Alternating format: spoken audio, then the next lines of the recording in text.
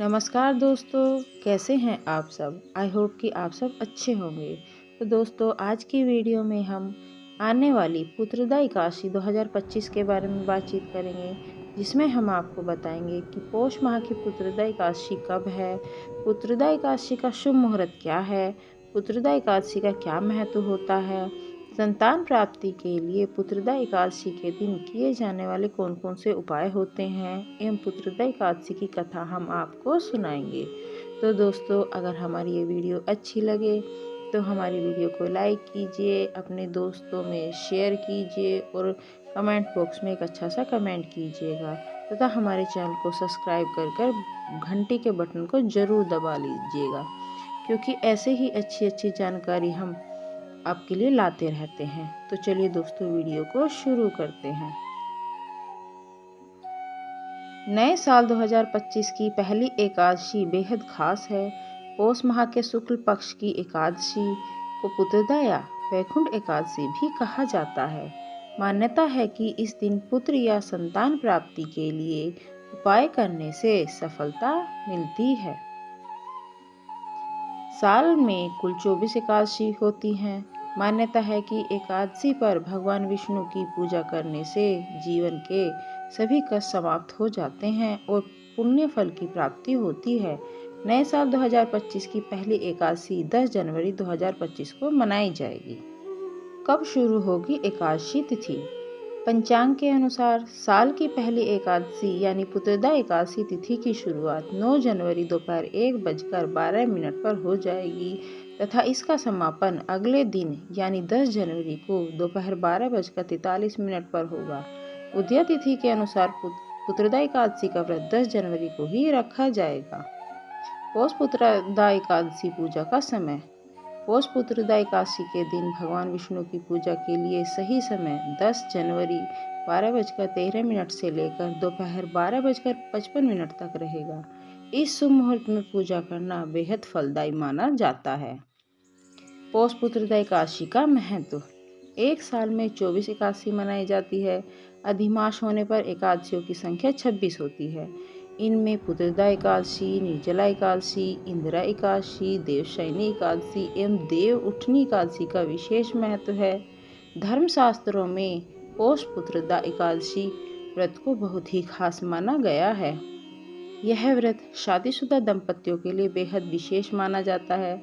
जिन दंपतियों को पुत्र की कामना होती है उन लोगों को पौष पुत्रदा एकादशी का व्रत करने से पुत्र की प्राप्ति होती है। साथ ही संतान की तरक्की और लंबी उम्र की कामना के लिए भी यह व्रत बहुत ही लाभकारी सिद्ध होता है। पौष पुत्रदा का व्रत करने से व्यक्ति पर हमेशा भगवान विष्णु की कृपा बरसती है और उनकी सारी इच्छाओं की पूर्ति होती है। इसके अलावा वैकुंठ एकादशी व्रत को करने से घर परिवार में सुख समृद्धि आती है और मृत्यु के बाद व्यक्ति को वैकुंठ लोक की प्राप्ति होती है। पुत्रदा एकादशी के दिन करें ये उपाय। ज्योतिषाचार्य बताते हैं कि पुत्र या संतान की इच्छा रखने वाले दंपति अगर पुत्रदा एकादशी पर कुछ विशेष उपाय कर लें तो अगली एक पुत्रदा एकादशी तक मनोकामना अवश्य पूर्ण हो जाएगी। पुत्रदा एकादशी के दिन व्रत रखकर भगवान श्री कृष्ण के बाल स्वरूप को लड्डू गोपाल यानी कि लड्डू गोपाल को पंचामृत से स्नान कराकर पंचोपचार विधि से पूजा करनी है। साथ ही लड्डू गोपाल का मनपसंद भोग अवश्य लगाइएगा। इसके बाद संतान गोपाल मंत्र का जाप करें। ऐसा करने से भगवान श्री कृष्ण प्रसन्न होंगे और मनोकामनाएं अवश्य पूर्ण करेंगे। पौष पुत्रदा एकादशी की कथा। सनातन धर्म शास्त्रों में वर्णित है कि राजा सुकेतुमान को कोई संतान नहीं थी। इसके लिए राजा सुकेतुमान और रानी सबैया दुखी रहते थे। उन्हें यह दुख सता रहा था कि मृत्यु के उपरांत उनके पूर्वजों का उद्धार कौन करेगा और उनके पूर्वजों को कौन मोक्ष दिलाएगा। उत्तराधिकारी न होने के चलते उनके पूर्वजों को दर दर भटकना पड़ेगा। उनकी आत्माओं को न तो शांति मिलेगी और न ही मोक्ष की प्राप्ति होगी। यह सब सोचकर राजा सुकेतुमान राजपाट त्याग कर वन में चले गए। वन में उनकी मुलाकात ऋषियों से हुई।